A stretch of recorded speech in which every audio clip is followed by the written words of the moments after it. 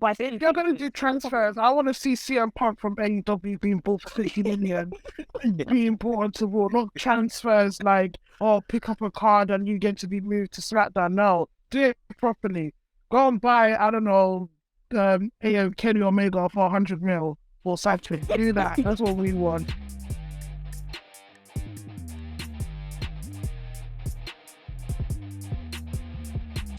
But yeah, before we get out of here, I wanted to talk about this new WWE World Heavyweight Championship. Now, we won't get into the intricacies of the design and this, that, and the other, and WWE's failings and mistakes, and that's why we've arrived at a whole nother world title on our screens, a third world title on our screens. The conversation now is who wins this title? Who is the first inaugural champion? Okay, one, I would like to say that this title in my head is a consolation prize. I'm sorry to everybody. It's a consolation prize.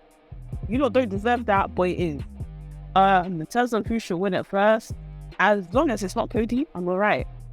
As long as it's not Cody, I'm good. But he's on Raw, so what do we do? I did think that was very... When I was watching SmackDown and I saw he got drafted to Raw, I was thinking, huh? Like, surely if he's going to finish the story against Roman, then he goes to SmackDown where Roman is. So, however, they did say there would be trades. There will be trade-offs. I don't know what that means, but yeah, they said there will be trades. Yeah, transfers, yeah.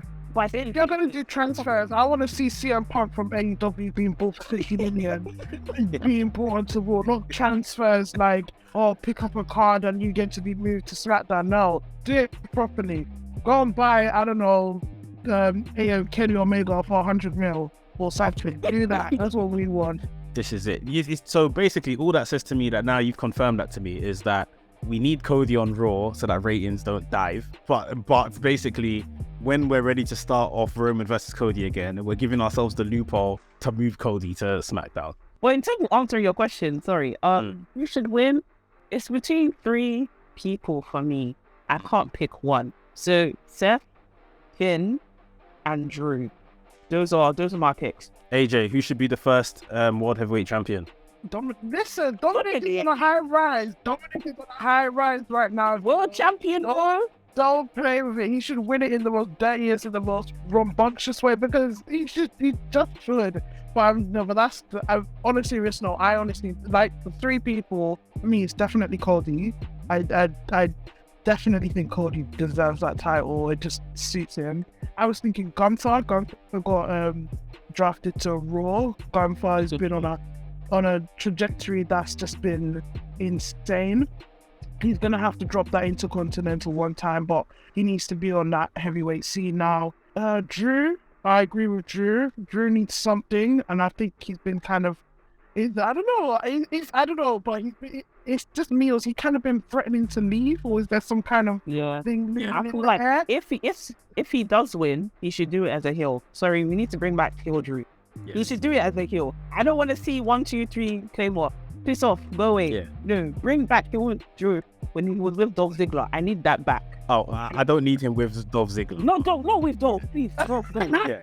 But that persona, essentially, I need that. Yeah, you guys are naming, I guess, the front runners. I think Seth Rollins definitely for everyone is a bit of a front runner. You mentioned consolation prize Chidera. So my thinking is it will 100% be a consolation prize if Drew McIntyre wins it, if Cody Rhodes wins it, if someone that, Roman has had a feud with and didn't come out and win the championship from Roman now becomes the first champion of this new title, the World Heavyweight title, it will definitely come across as a consolation prize because you couldn't beat my man. Here's your second place, the medals, whatever. Like, that's why for me it should be either someone that didn't lose to Roman, hasn't faced Roman, or like they did in 2016 with Finn Balor coming up from NXT and winning the Universal title, just someone completely left field. That would be a good. Hence why Dominic should come in and take it. You and this Dominic, yeah. Dominic. I think Dominic. I understand your reasoning, but I think they need to establish this title as something serious. So I could, if Dominic was to win, I would think if they'd done something like Rhea Ripley cheating to help him win it, basically. But at the same time, that don't make the title, don't look very serious and all of that kind of stuff. So I don't know. But I think Rollins 100%. I don't want to see Cody win this title. A heel Drew, I'm here for, because Drew and Seth have had a bit of a bee in their bonnet for the last few months, because I feel like they're, we're a bit underappreciated here. Like we've been doing at various points, especially over the pandemic period, they both carried the company, and Roman wasn't about. Roman comes back, Roman gets all the treatment and everything like that, deservedly so. But like, yeah, these two guys, I think they feel a bit underappreciated. So I think for any reason, it could be one of those two as the first champion. I'm still throwing Omos in there because I feel like they're doing something with Omos. I personally don't want to see it, but I just can't see past. They are crowning this champion in Saudi Arabia, where Omos can get cheered by a bunch of people that aren't effectively marks, and then they can come back the next week and deal with the American crowd. I just feel like something's happening with Omos right now, rightly or wrongly. You know what? If LA Knight doesn't stay on SmackDown, I feel like he should be the first one. If they don't make him miss the Money in the Bank, I feel like it'd be very left field. Can I just throw a spanner in the works here? Because you mentioned Saudi. We're not like big in Saudi. Keep random. We don't, it's big in Saudi, and I feel like the inkling is telling me that Goldberg is gonna touch him. God forbid. Goldberg is gonna touch that title, because Goldberg has been illuminated. No, I'm sorry, but Goldberg has been illuminated in the news a bit. He's because Wardlow was the face. Go away. Oh, forget about it. Just forget about AEW right now. What's this man wants to say? Get that company right now and their TNT debacles. Let's forget it. Let's talk serious for 1 second. We're talking Saudi. We're talking big, like somebody who just wants to have their redemption as well. But then again, it could be a bit of a consolation prize if he lost to Roman in Saudi.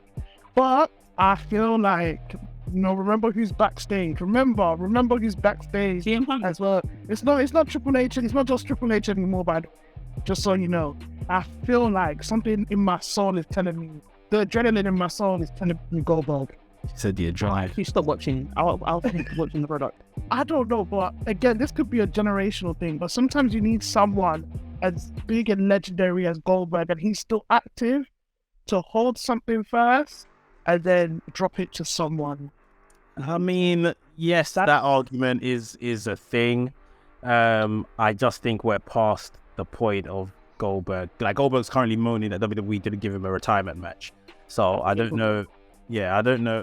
I think contractually though, he had one more match on his contract and they just got rid of him.